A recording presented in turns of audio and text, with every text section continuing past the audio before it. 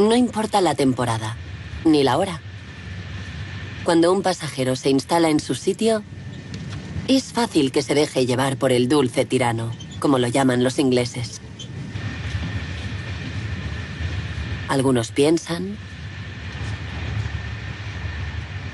otros hacen planes, sin duda sueñan. Pero no duermen, solo dormitan. Aunque no todos pueden disfrutar de ese lujo, a algunos metros, a pesar del traqueteo y la soledad, el maquinista del tren debe mantenerse alerta. Él no puede ceder a la somnolencia.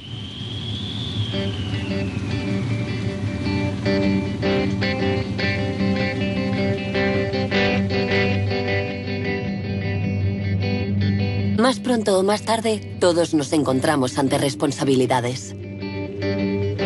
En un mundo que va cada vez más deprisa, la mínima distracción puede ser fatal.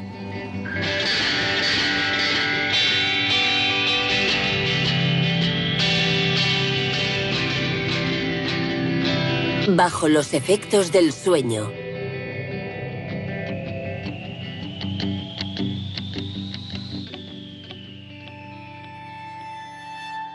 ¿Qué es la somnolencia exactamente? Es un estado natural extraño. ¿Es estar medio dormido? ¿O es una vigilia incompleta? Una cosa está clara. Todo ocurre en el interior de nuestro cráneo. En algún lugar de las desconocidas circunvoluciones de nuestro cerebro. Dormir, estar despierto. Veremos que no es suficiente decidirlo para que tenga lugar, como si nuestro cerebro tuviera vida propia.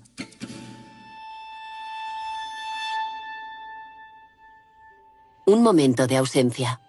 ¿Quién puede recordarlo?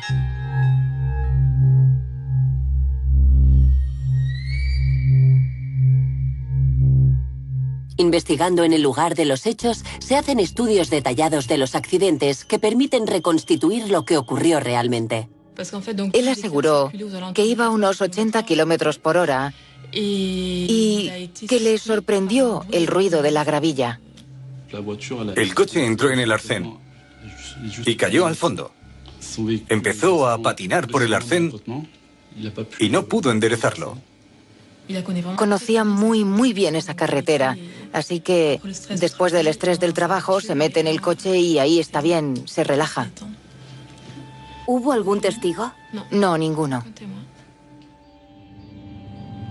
Una situación banal. Pero tras algo anodino se esconde un complejo fenómeno cuyos efectos pueden no estar relacionados con el aspecto cotidiano de la somnolencia. En Francia, es la primera causa de accidentes en la carretera, muy por delante del alcohol y la velocidad. Hoy sabemos que un accidente mortal de cada 3 en la carretera está relacionado con la somnolencia. Un mal que afecta también al mundo del trabajo, donde el mantenimiento de la vigilancia supone problemas.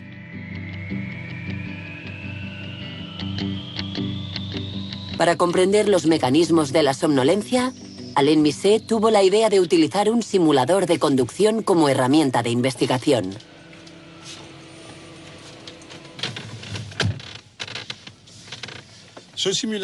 Este simulador es una herramienta muy sofisticada que permite estudiar el comportamiento del hombre al volante. Hemos centrado nuestras imágenes en la carretera, en la circulación de una autopista, creando una gran monotonía, reduciendo el tráfico, haciendo que la conducción sea de noche, etc. Lo que nos interesaba en principio era comprender cómo se producía el paso de un estado de vigilancia normal al otro estado de sueño, es decir, hacia el adormecimiento.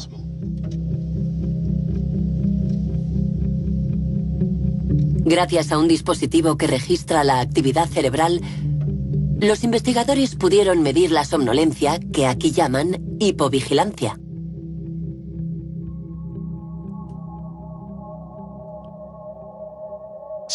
Esa hipovigilancia aparece en oleadas sucesivas, seguidas de una vigilia funcional, por así decirlo. Es decir, que la gente alterna periodos donde está muy vigilante y periodos donde está en hipovigilancia. Esto es perfectamente visible en las grabaciones electrofisiológicas. Vemos aparecer de una manera repentina y durante periodos extremadamente cortos unas ondas concretas que se traducen en esa reducción del nivel de vigilancia. Las ondas describen la actividad eléctrica del cerebro. El ritmo varía sin cesar. Cuando el sujeto está activo y con los ojos abiertos, el ritmo es rápido. Cuando cierra los ojos y se relaja, aparecen ondas más lentas. Unas ondas que caracterizan un cambio en la percepción de la realidad y las sensaciones. El sujeto, que es fácil de despertar, suele decir que no estaba durmiendo. Es muy difícil aceptar esa idea de que somos susceptibles de dormirnos al volante. Y mucha gente cree que hay signos precursores que les advierten, como el picor de ojos, los bostezos, el hecho de que de repente nos desviemos un poco en el carril. Pero a lo largo de los estudios que hemos llevado a cabo en este laboratorio, hemos visto que los incidentes aparecen aunque haya habido anteriormente, durante 5 o 10 minutos, signos evidentes de hipovigilancia a nivel de la actividad eléctrica cerebral.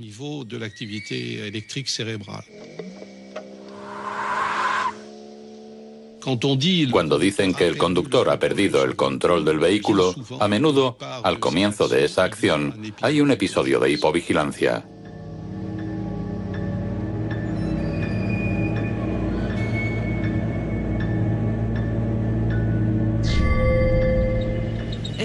Si noto cuándo está llegando la somnolencia, yo creo que a nivel visual sí. Siento fatiga visual, me duelen los ojos, empiezo a parpadear, tardo en reflexionar, me siento como más lenta. Sí, eso siento. Yo siento como... me siento como floja. Oigo lo que pasa a mi alrededor, pero no sé si podría responder. Ahí es cuando me incorporo y pienso, venga, tengo que hablar, pero cuando hablo a veces ni siquiera me oigo y...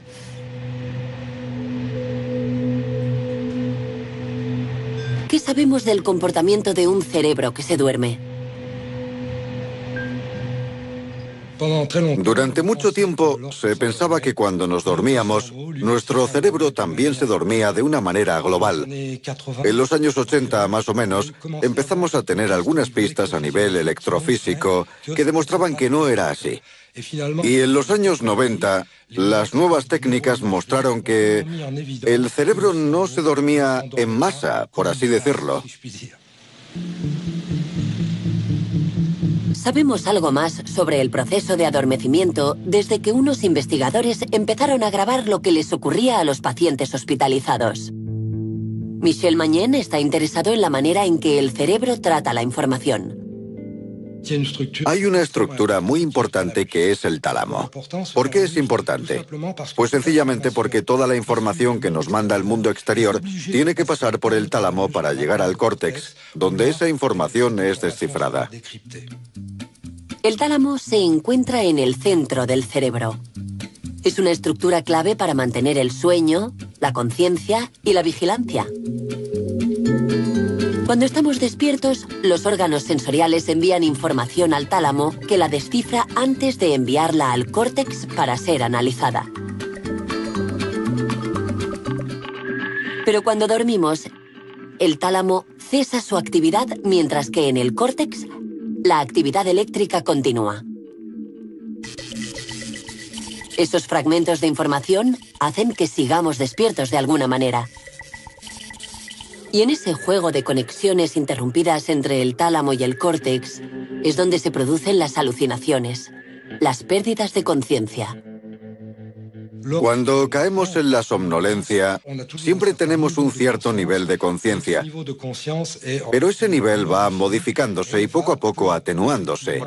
Va desapareciendo conforme nos dirigimos a un sueño más estructurado y mucho más profundo.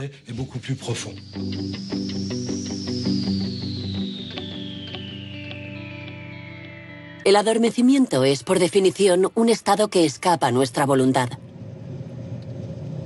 Para dormir, nos abandonamos progresivamente al sueño.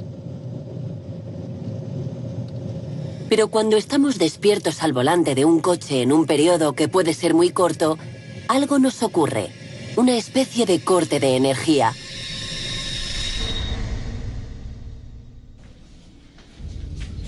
¿Cómo es posible que no podamos resistirnos al adormecimiento? En la Universidad de Lieja, el neurofisiólogo Pierre Maquet intenta comprender el funcionamiento del cerebro con las técnicas de la imagen cerebral. La alternancia regular de sueño y vigilia es la manera en la que trabaja su cerebro. Y no solo el suyo, también el de toda la especie humana y el de todas las especies animales conocidas hasta hoy. Hay que estudiar a la vez el sueño y la vigilia para comprender bien cómo el cerebro pasa del uno al otro y por qué necesita pasar del uno al otro. En una habitación donde la entrada de sonidos y luces está controlada, se está llevando a cabo un estudio. A tu derecha tienes la cama. Una joven sana ha sido privada de sueño y mantenida aislada de toda referencia temporal durante 3 días. Ahora te vuelvo a conectar, ¿vale? Vale. Varias medidas informarán al investigador de los mecanismos cerebrales que trabajan en un cerebro despierto. Aquí podemos vigilar que no se duerma. Hay que estar atento todo el tiempo.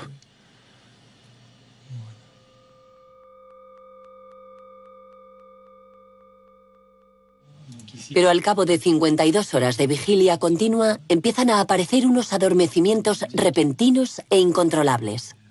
Ahí se ha dormido. Y ahí la hemos despertado. Cuando la despertamos, se ven unos grandes movimientos oculares del músculo y su ritmo se acelera. Es una lucha inmediata entre el mantenimiento de la vigilia y la somnolencia que viene a interrumpir la vigilancia. El peor periodo ha pasado. Ahora va a beneficiarse de su ritmo circadiano hasta la noche, si las teorías son exactas. El ritmo circadiano. Veamos cómo influencia al ritmo vigilia-sueño. Todo cerebro, para funcionar, necesita reposo. Cuando está despierto, usa sus reservas y acumula una deuda de sueño. Hasta que llega el sueño reparador y le prepara para afrontar el día siguiente.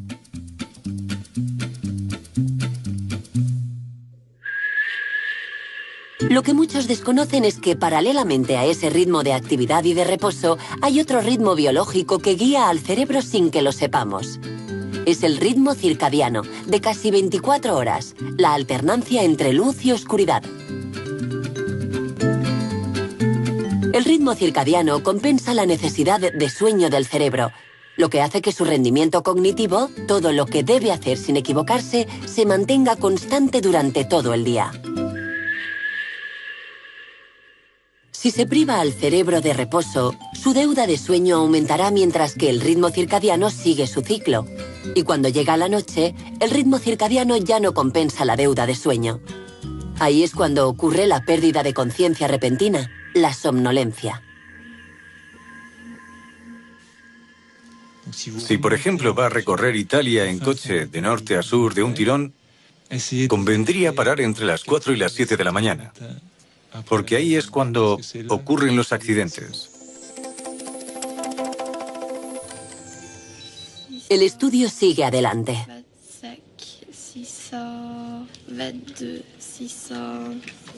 La conejillo de Indias debe contar hacia atrás. Una técnica para mantenerse despierta durante el transporte hasta la resonancia magnética. ¿Sigue todo bien? Sí, todo bien. Vale, allá vamos. Inmovilizada, la paciente tiene que detener un cronómetro en marcha. La prueba demostrará la influencia de la presión del sueño en el tiempo de respuesta, así como las regiones cerebrales movilizadas.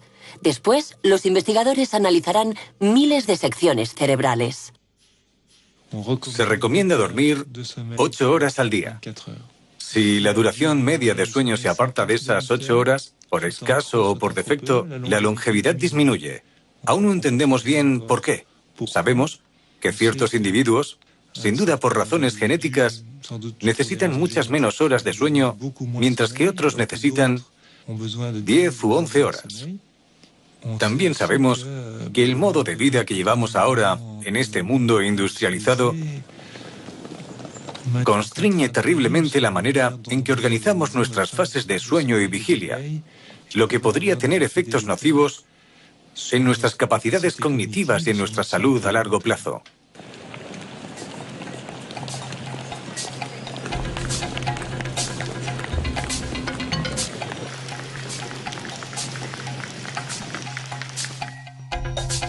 Cuanto más se habla de la vigilia y el rendimiento, más importante se vuelve la cuestión de la somnolencia.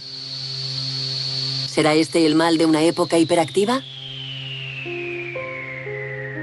La palabra somnolencia empezó a utilizarse sobre todo en el siglo XIX, desde que el uso de la iluminación eléctrica diera un empujón al ritmo natural, permitiendo una actividad continua.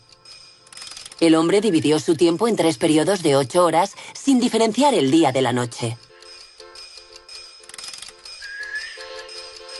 Y sin embargo, el hombre es una especie naturalmente activa por el día y, a priori, inactiva por la noche.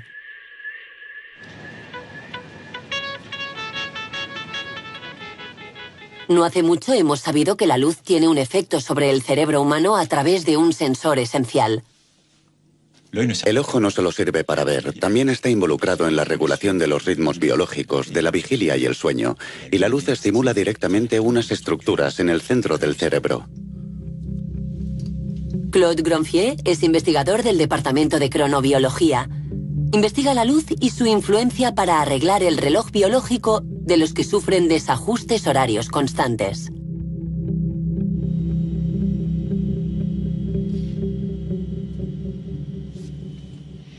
No se mueva. Lo que vemos aquí es la constricción de la pupila que está indicada por este pequeño círculo. Y esa medida nos informa de la calidad y la cantidad de luz que perciben las funciones no visuales del ojo.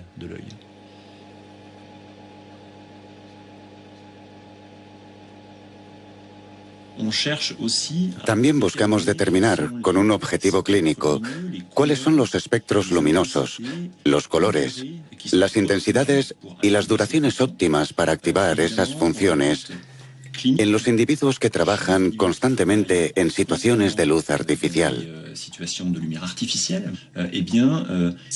Este conocimiento puede que nos permita proponer soluciones, evitar problemas como la somnolencia y el adormecimiento, y utilizar la luz para mantenernos despiertos.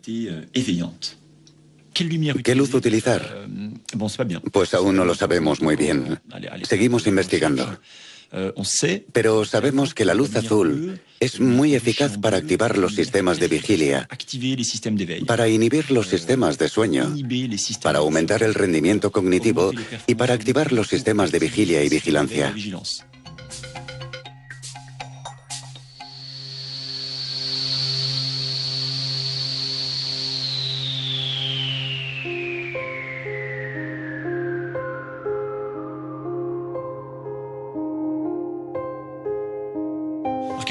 ¿Qué pasa cuando estamos sentados al sol?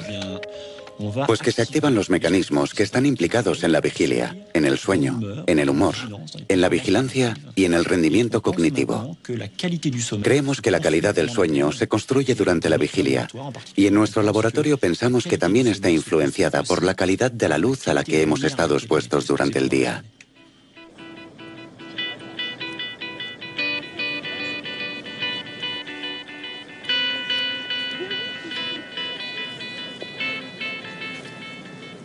La somnolencia suele invadirme sobre todo cuando estoy sentado delante de una pantalla, por ejemplo. Y también en grandes reuniones, como por ejemplo en misa, cuando estoy sentado escuchando al cura. Eso también puede darme algo de sueño.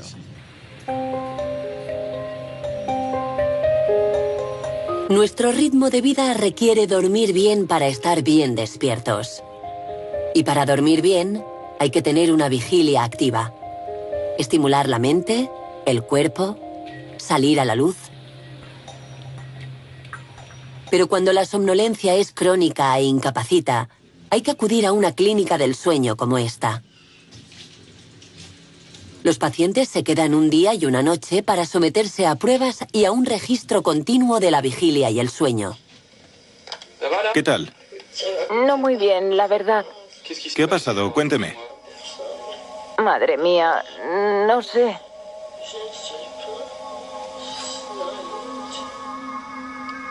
¿Está mejor? Hay muchas enfermedades relacionadas con la somnolencia, pero la más grave es la narcolepsia. Es una enfermedad rara, afecta a menos de una persona de cada 2000, así que es una enfermedad rara. Y afecta más a los jóvenes. En el 80% de los casos se desarrolla entre los 15 y los 18 años, y hay que vivir con ella toda la vida, porque por suerte no es una enfermedad mortal, pero es la más grave en su campo. Las personas tienen una somnolencia muy particular. Se duermen enseguida. Suele costarles mucho evitarlo. Y duermen unos 10, 15 o 20 minutos. Después se despiertan y recuerdan lo ocurrido como un sueño. ¿Quiere decir algo, señora Da Costa? ¿Se está despertando? ¿Se acuerda perfectamente de todo lo que le he dicho? No sabía si era un sueño o era la realidad, porque recuerdo muy bien lo que sueño. Sí, pero esos sueños que parecían reales es lo que ha pasado. No, pero lo que ha pasado no me he movido, ¿no? No se ha movido. Pensaba que estaba en Sí, otra sí, parte. me he movido, he caminado, he visto un montón de gente. De acuerdo. Sí. No tiene nada que ver con la somnolencia de una persona que padece apnea del sueño, por ejemplo, a la que le cuesta mucho despertarse por la mañana y cuando se echa una siesta dura 1 hora y se despierta muy cansada. Una persona con narcolepsia se duerme 3, 4, 5, 6 veces al día. Duerme 10 minutos y después está en plena forma. ¿Y cuánto tiempo se queda dormido? Un cuarto de hora. Entre 10 minutos y un cuarto de hora. Es difícil dormirse un cuarto de hora en clase, ¿no? Normalmente al cabo de 1 o 2 minutos el compañero de al lado te da un codazo para... Estoy como medio dormido. Vale. No desconecto totalmente, pero... A la somnolencia puede acompañarle un relajamiento muscular incontrolable, provocado por una fuerte emoción como la risa, el placer y también el miedo o la sorpresa. En cuanto a las perspectivas, evidentemente depende del trabajo que quiera hacer. Como, por ejemplo, piloto de avión, que no creo que pudiera. Pero no pasa nada, tengo claro que hay cosas que no podré hacer. Vale, efectivamente hay trabajos como camionero, conductor de autobús, taxista, que no están aconsejados, eso está claro. No son trabajos que me atraigan. Vale. La narcolepsia es una enfermedad modelo para comprender mejor todos los sistemas de vigilia y sueño. Gracias a esa enfermedad, hemos descubierto la existencia de una proteína en el cerebro. Si no existiera esa enfermedad, es posible que se hubiera descubierto igual, pero unos años más tarde. Pero desde el año 2000 hemos podido demostrar, el grupo de Stanford sobre todo y el equipo de Emmanuel Mignot, que en los perros labradores y Doberman había una mutación en un gen y que por tanto es una enfermedad genética transmisible en animales, en perros. Los experimentos con los perros que presentan los mismos síntomas que los humanos le permitieron al profesor Mignot aislar el gen que produce la famosa proteína, la orexina, implicada en la enfermedad. Están completamente paralizados. No hay ningún tono muscular, como si estuvieran durmiendo, pero en realidad están despiertos. Vamos, chicos. La narcolepsia ofrece una nueva perspectiva sobre los sistemas de vigilia que están provocados por unos complejos intercambios químicos. Entre los miles de millones de neuronas que constituyen el cerebro, algunas tienen la función de emitir señales que fomentan el despertar de otras neuronas. Las moléculas que transportan esas señales se llaman neurotransmisores excitadores. Hay varias y cada una corresponde a una red neuronal específica. Conocemos la adrenalina y también la histamina y la orexina, descubiertas recientemente. El estado de vigilia es el resultado de la activación de esas redes de neuronas que funcionan solas y en sinergia. En el caso de la narcolepsia, la desaparición de la orexina es lo que provoca un fallo de transmisión de uno de los sistemas de vigilia. Esa particularidad encaminó la búsqueda de nuevas moléculas hacia otras pistas. El profesor Lin dirige el Laboratorio de Fisiología Integrada del Sistema de Vigilia. Aquí mismo, hace unos 30 años, el profesor Michel Jouvet, especialista del sueño, descubrió un potente activador utilizado para mejorar la vigilancia de los soldados. Y todo gracias a sus investigaciones con gatos. El gato, dicho sea de paso, es un maestro en somnolencia.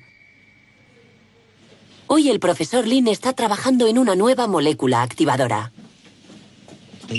Aquí investigamos los mecanismos responsables de la vigilia y, sobre todo, nuestros estudios están centrados en dos sistemas principales de la vigilia, la histamina y la orexina.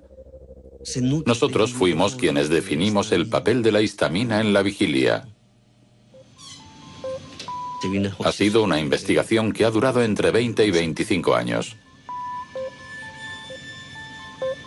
Para el profesor Lin, la somnolencia es un déficit de la vigilia que permite mostrarnos los mecanismos centrales responsables del mantenimiento de esa vigilia. El gato fue el modelo en la investigación del sueño, pero la investigación de los sistemas de vigilia se centra en los ratones. Este es un ratón normal con un ciclo de vigilia y sueño también normal. Y como ven, está muy activo y es difícil de coger. Y este es un ratón genéticamente modificado. Como ven, presenta todas las características de la obesidad. Está enorme. En este caso, los sistemas de histamina y orexina se han abolido. Por eso tiene todos los signos de la somnolencia a nivel de comportamiento y electroencefalográfico. De hecho, este ratón se ha creado en el laboratorio y es único en el mundo. Gracias a estos modelos, los investigadores pueden probar los circuitos de la vigilia uno a uno basándose en los comportamientos que todo ser vivo practica todos los días. Primero está la vigilia ligada a la motivación. El ratón normal hace esfuerzos para trepar, tocar y llegar a la comida, mientras que un ratón que no tiene histamina no tiene ninguna motivación y se queda al fondo de la jaula.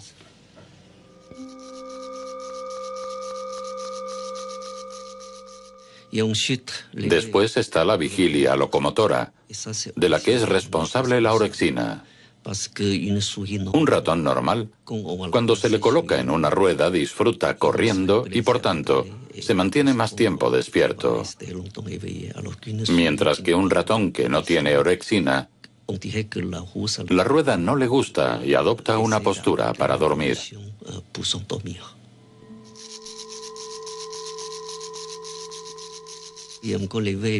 Y después está la vigilia ligada a la anticipación, que también es una función biológica importante. Aquí hemos demostrado, por tanto, que la histamina, como la orexina, juegan un papel importante.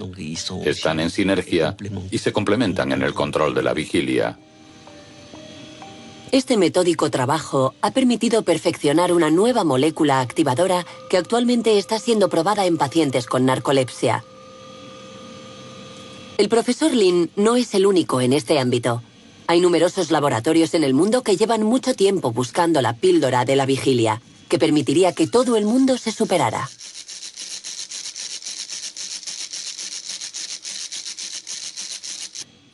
¿Qué hago para luchar contra la somnolencia? Yo cierro los ojos y los abro rápidamente. Y después Y después hago como si no estuviera durmiendo, ¿sabes? Hago como si... Hago esto, ¿ves? Yo saco la cabeza por la ventanilla. Me espabilo un poco y después vuelvo a sentarme. Hablemos del hombre y de su rendimiento.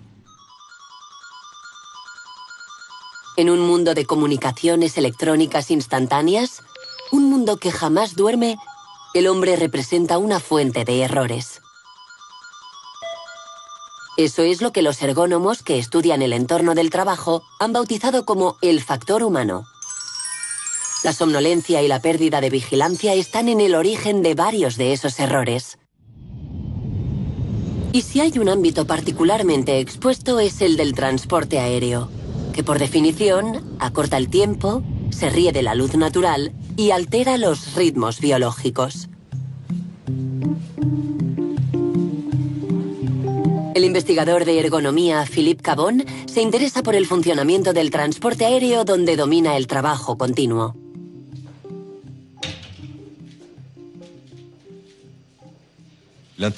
Mi interés por este ámbito laboral es porque acumula varias dificultades desde el punto de vista del factor humano. Además de que hay vuelos muy largos y, por tanto, tiempos de servicio muy largos, existe la problemática de la monotonía por la automatización de las cabinas modernas y también el hecho de enfrentarse a que estamos programados para dormir a ciertas horas y estar despiertos a otras. Dado que los casos de adormecimiento son cada vez más frecuentes en las cabinas de pilotaje y en las torres de control, las compañías han pedido medidas objetivas de la vigilancia. Esta prueba se realizó en un vuelo comercial largo de Nueva York a Bruselas. Son las 3 de la mañana. El investigador está sentado detrás. La copiloto se retira a descansar. Enseguida vemos aparecer signos de somnolencia que se manifiestan por una actividad motriz que aumenta y también vemos aparecer unos movimientos oculares lentos y cierres prolongados de los ojos. Aunque él está obligado a estar despierto, su cerebro presenta unos adormecimientos de varios segundos.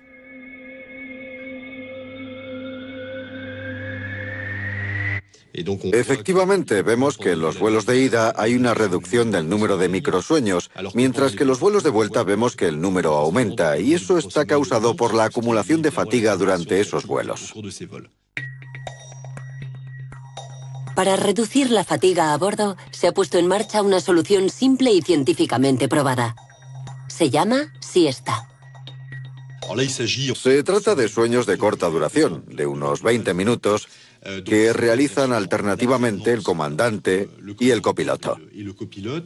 Hay estudios en Estados Unidos de hace unos 20 años que ya demostraron los efectos beneficiosos de la siesta.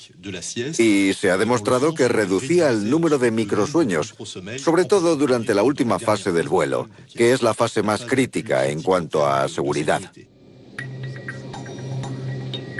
Pero para los vuelos largos de más de 20 horas, la siesta no es suficiente. Así que algunas compañías de los países más alejados pidieron a los investigadores que trabajaran en una gestión global de la somnolencia, que aquí se llama el riesgo-fatiga. A partir de ciertos datos de la cronobiología y de modelos matemáticos, nacieron unas nuevas normas basadas en la responsabilidad. ¿Cómo lo hacen concretamente? Realizando un seguimiento sistemático de la fatiga de la tripulación. En cada vuelo, la tripulación tiene la posibilidad de hacer un informe sobre su nivel de fatiga. Y esa información se introduce en una base de datos de manera confidencial, por supuesto. Y en función de los niveles de fatiga que se identifican, se puede modificar el horario de la rotación o ampliar la tripulación, e incluso añadir un piloto en ese vuelo para reducir la fatiga de la tripulación. No dejan de adaptar las reglas de seguridad para ajustar todo ese conjunto de vuelos. La cuestión de la calidad de la vigilancia y del nivel de vigilia ocupa un lugar central en nuestra sociedad. Cada individuo tiene una opinión sobre sus propios límites, pero como toda opinión privada y subjetiva, comporta unos riesgos. ¿Podemos conocer objetivamente nuestro grado de vigilancia? En cuanto a la investigación, no podemos llegar tan lejos en los hombres como en los insectos.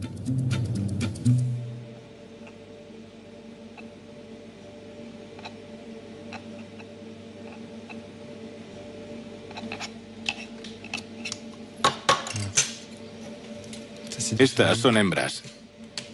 Y están más despiertas que los machos. En el caso de las moscas, las hembras están más despiertas que los machos, que se quedan al fondo del tubo. La Drosophila se ha convertido en una especie modelo para la biología fundamental. Mediante cruces sucesivos de estas moscas del vinagre, los investigadores han conseguido obtener la cepa con la que querían experimentar. La mosca está activa durante el día y duerme por la noche. Pero ¿cómo se sabe cuándo una mosca duerme y cuándo está despierta? Cada uno de estos sistemas, cada uno de estos tubos contiene una mosca. Cuando la mosca está despierta, está siempre en el centro del tubo. Y eso lo registra el ordenador gracias a una conexión.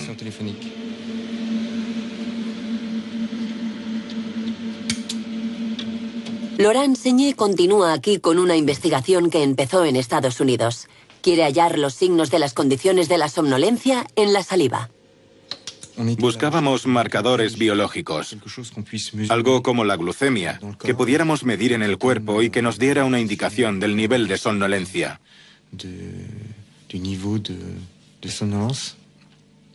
Para ello usamos cepas de moscas que son muy sensibles a la falta de sueño. Y privamos a esas moscas de sueño. Es una estimulación relativamente suave para las moscas, pero muy eficaz.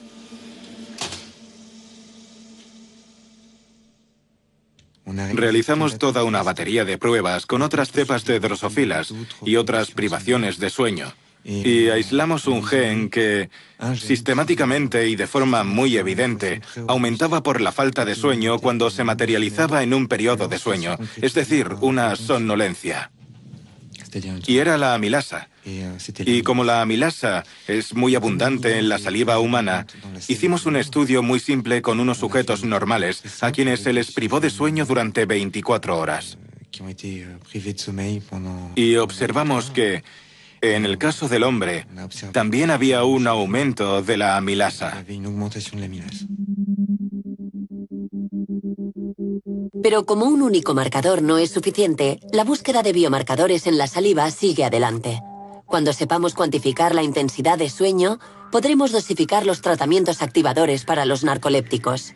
Y quién sabe, puede que algún día consigamos conocer el nivel de vigilia en las carreteras y en ciertos lugares de trabajo. Pero todos sabemos que la somnolencia puede sorprendernos cuando no tenemos sueño. Por tanto, hay otros factores que la provocan. En la carretera, por ejemplo. Estamos sentados, en una postura cómoda, con la mirada fija en el infinito, rodeados del ruido regular del motor.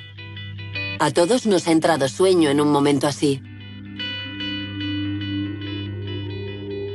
¿Qué es ese estado que nos provoca una sensación extraña que nos distrae y nos aletarga?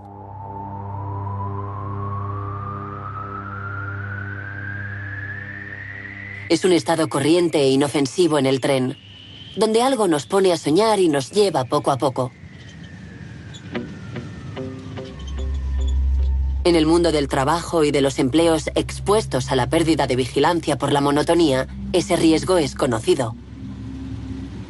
Cuando estudiamos el estado de los conductores, pasamos tiempo observando todos esos parámetros. Y siempre encontramos factores inherentes a la pérdida de vigilancia. Hay lugares donde el conductor presta menos atención a lo que hace, como cuando atravesamos la bus, por ejemplo, porque hay menos señalización, menos circulación, y hay más tendencia a que la mente se pierda un poco en reflexiones, a que pensemos en lo que vamos a hacer cuando acabemos la jornada laboral. Y hay que luchar contra eso. No es fácil, pero esas ensoñaciones son una pérdida de vigilancia.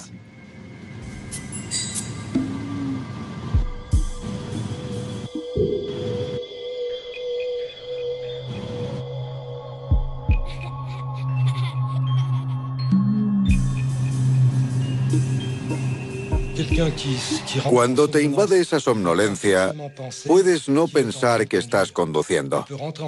Puedes entrar en ese estado pensando en las vacaciones de las que disfrutarás más adelante, en verano. Por tanto, sales de la ocupación principal que tienes estando despierto para dispersarte en otras direcciones. Eso está ligado al hecho de que las informaciones del mundo exterior, como por ejemplo el paisaje que vemos cuando vamos en coche, ya no tienen un aporte de estímulos suficientes para poder ser integrado y analizado por el córtex. Por tanto, el tálamo organiza una especie de filtrado de esas informaciones y llegas a un nivel de conciencia modificado. Y el cerebro se pone, en cierta manera, a trabajar en sus propias informaciones. Las informaciones que están contenidas en la memoria o en lo vivido el día anterior o en lo que ocurrió antes de hacer ese viaje en coche.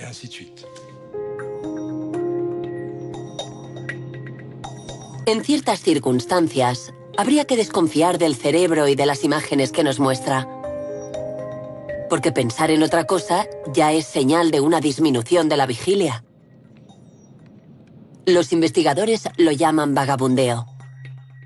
Arnaud Darjambot es psicólogo y estudia ese extraño funcionamiento del pensamiento.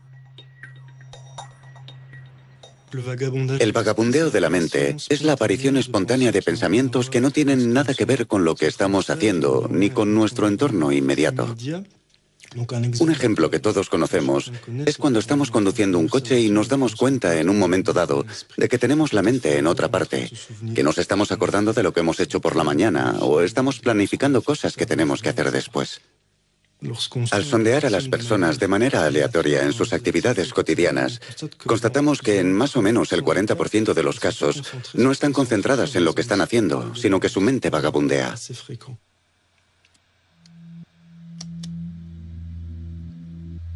¿Cómo descubrir un cerebro vagabundo? Poniéndole a hacer test de una monotonía infernal y registrando el tiempo de reacción y el número de errores. Los psicólogos llaman a este modo de pensamiento el modo por defecto. El cerebro vagabundea automáticamente.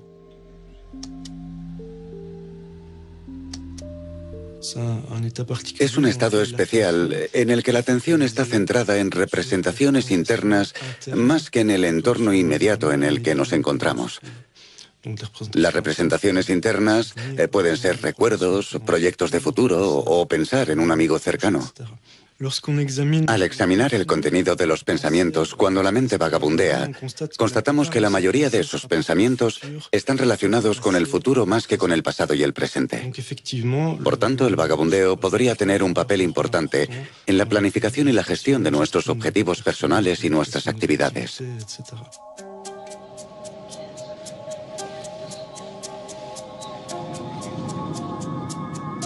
Aunque el vagabundeo es importante para la salud psíquica, también es peligroso. Uno entra en ese estado igual que cae en la somnolencia, de manera inconsciente. En unas condiciones de monotonía cada vez más extendidas y provisto de un cerebro que hace lo que le da la gana, el hombre es más que nunca un error en potencia. Para los maquinistas de tren, la cuestión de la vigilancia se planteó desde el inicio del ferrocarril y ha ido ajustándose conforme evolucionaba la tecnología. Cuando se encontró solo a bordo, sin mecánico, se perfeccionó un sistema llamado el pedal de hombre muerto.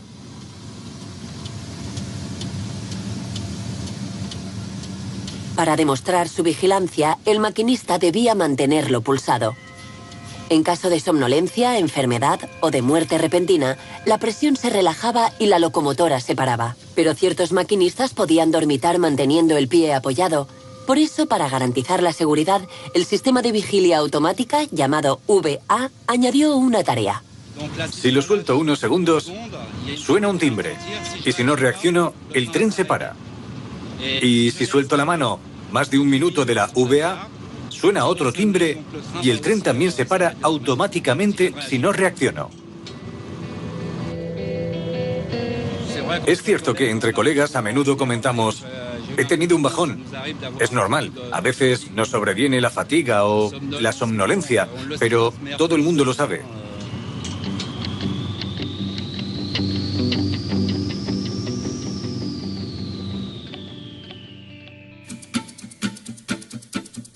Esto no era un problema para el hombre cazador-recolector. El hambre le animaba y le mantenía despierto y vigilante. Varios milenios más tarde, el hombre se puso a trabajar entre las máquinas como una máquina.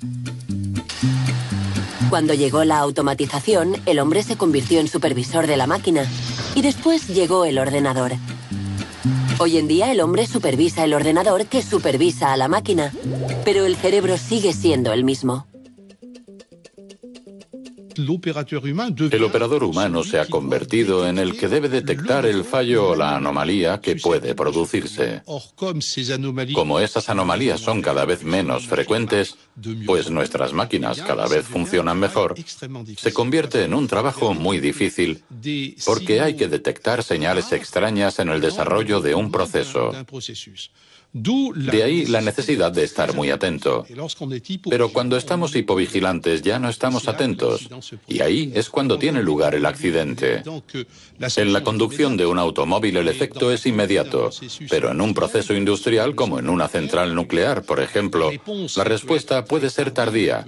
Puede tardar varias horas y hasta varios días, y también puede dar lugar a una catástrofe.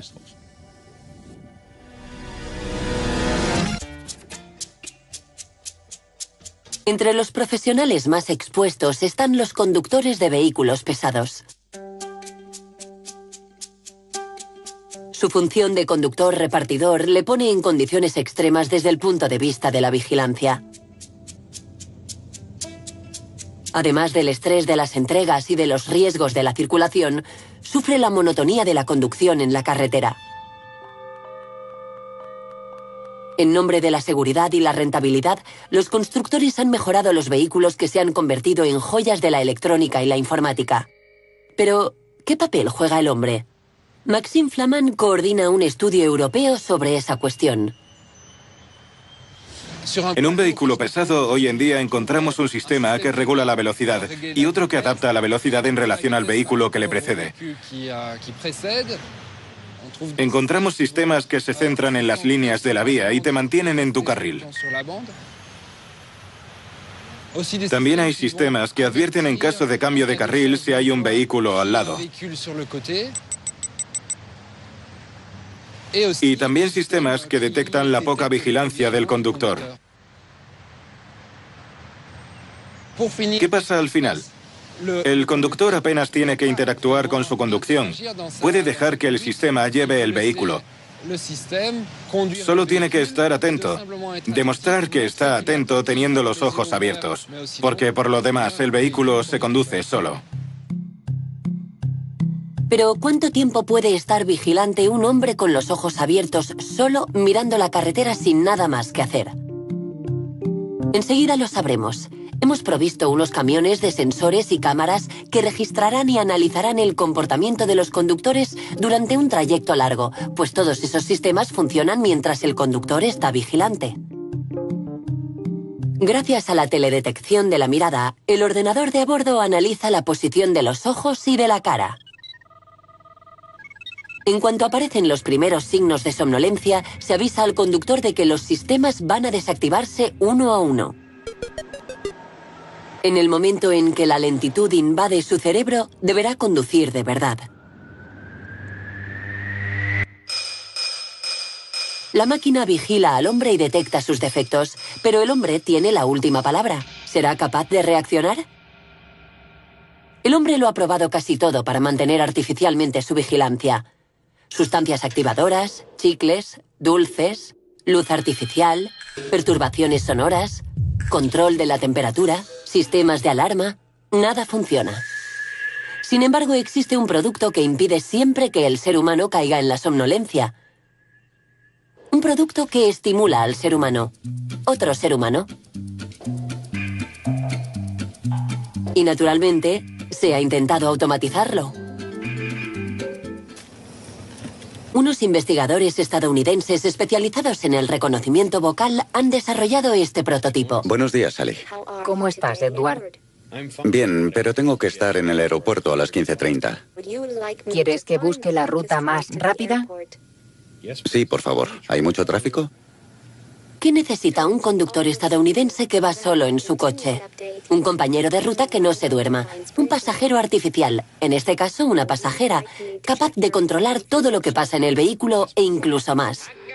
Se anticipa a la monotonía del trayecto y crea un diálogo. Sally, ¿cuánto falta para la siguiente curva? Unos 24 kilómetros. ¿Te gustaría jugar a algo para matar el tiempo? Estaría bien. ¿Y si jugamos a Adivina la canción? Ahí va la primera.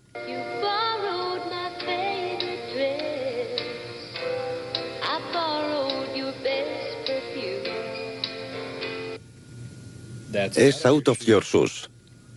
Bien, vamos a por otra. El principio de un juego que interese al conductor estimula la actividad cerebral y al mismo tiempo impide que se duerma y que vagabundee. Esa es Under the Hood. Correcto. Pero ninguno de esos artificios modifica el estado, solo maquilla el problema.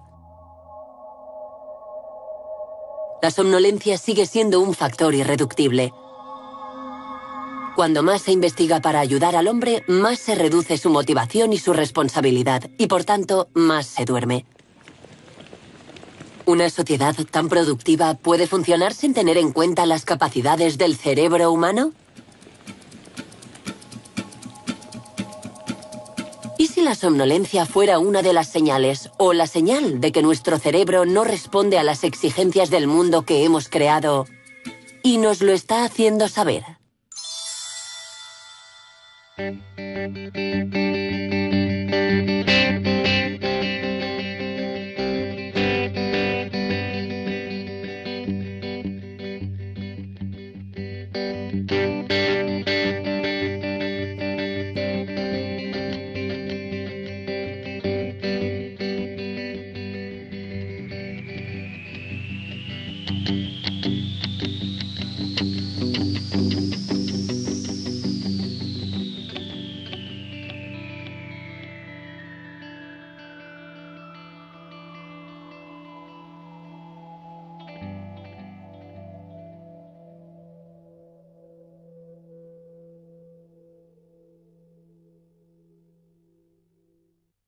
Esa hipovigilancia aparece en oleadas sucesivas, seguidas de una vigilia funcional, por así decirlo.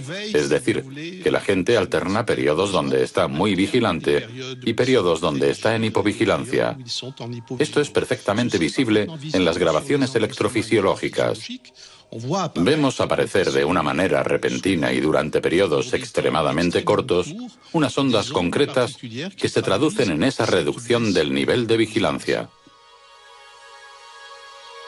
Las ondas describen la actividad eléctrica del cerebro.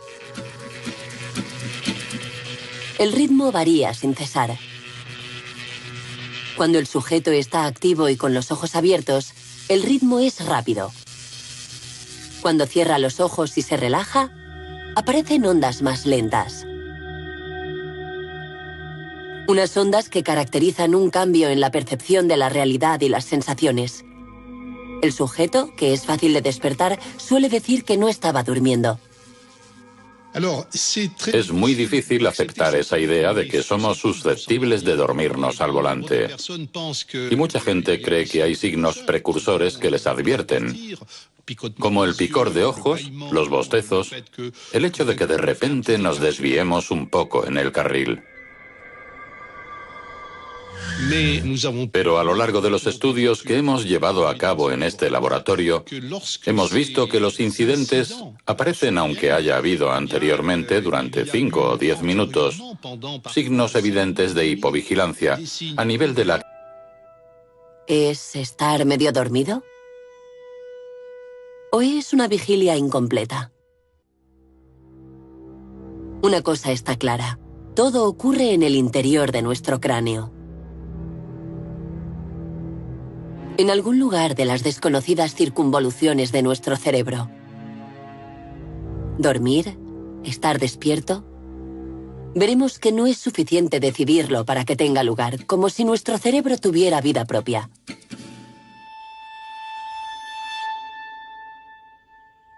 Un momento de ausencia. ¿Quién puede recordarlo?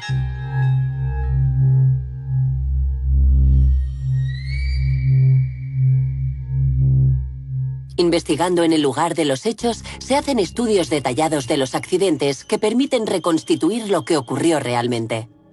Él aseguró que iba a unos 80 kilómetros por hora y que le sorprendió el ruido de la gravilla.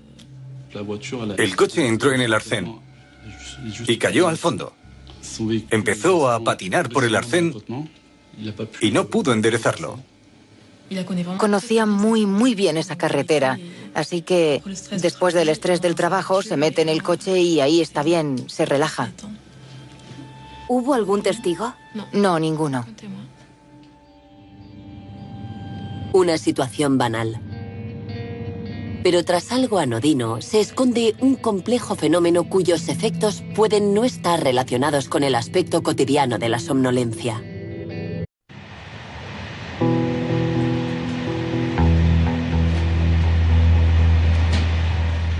No importa la temporada, ni la hora. Cuando un pasajero se instala en su sitio, es fácil que se deje llevar por el dulce tirano, como lo llaman los ingleses. Algunos piensan, otros hacen planes, sin duda sueñan. Pero no duermen, solo dormitan. Aunque no todos pueden disfrutar de ese lujo, a algunos metros, a pesar del traqueteo y la soledad, el maquinista del tren debe mantenerse alerta. Él no puede ceder a la somnolencia.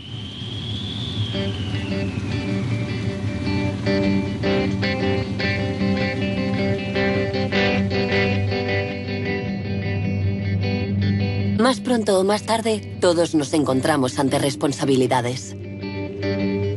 En un mundo que va cada vez más deprisa, la mínima distracción puede ser fatal.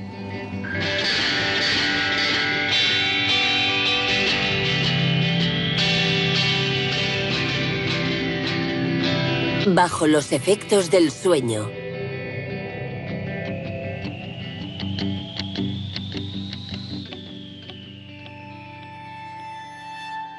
¿Qué es la somnolencia exactamente?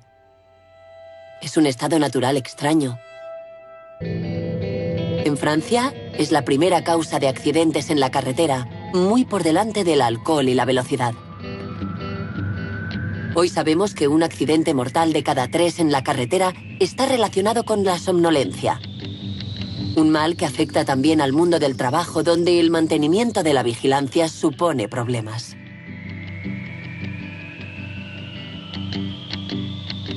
Para comprender los mecanismos de la somnolencia, Alain Misset tuvo la idea de utilizar un simulador de conducción como herramienta de investigación.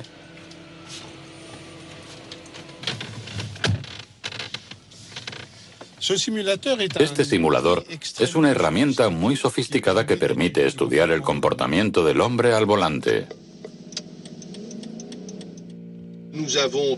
Hemos centrado nuestras imágenes en la carretera, en la circulación de una autopista, creando una gran monotonía, reduciendo el tráfico, haciendo que la conducción sea de noche, etc.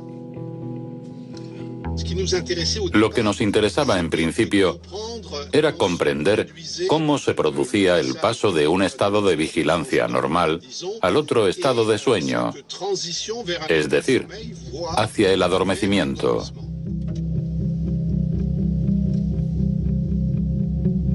Gracias a un dispositivo que registra la actividad cerebral, los investigadores pudieron medir la somnolencia, que aquí llaman hipovigilancia.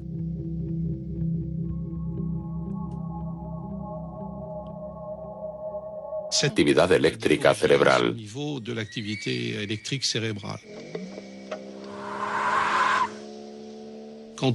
Cuando dicen que el conductor ha perdido el control del vehículo, a menudo, al comienzo de esa acción, hay un episodio de hipovigilancia.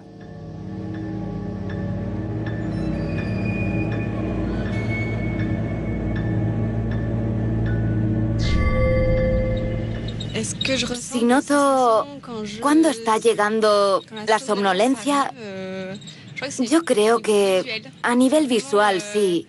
Siento fatiga visual, me duelen los ojos, empiezo a parpadear, tardo en reflexionar, me siento como más lenta. Sí, eso siento. Yo siento como... me siento como floja. Oigo lo que pasa a mi alrededor, pero no sé si podría responder. Ahí es cuando me incorporo y pienso, venga, tengo que hablar, pero cuando hablo a veces ni siquiera me oigo y...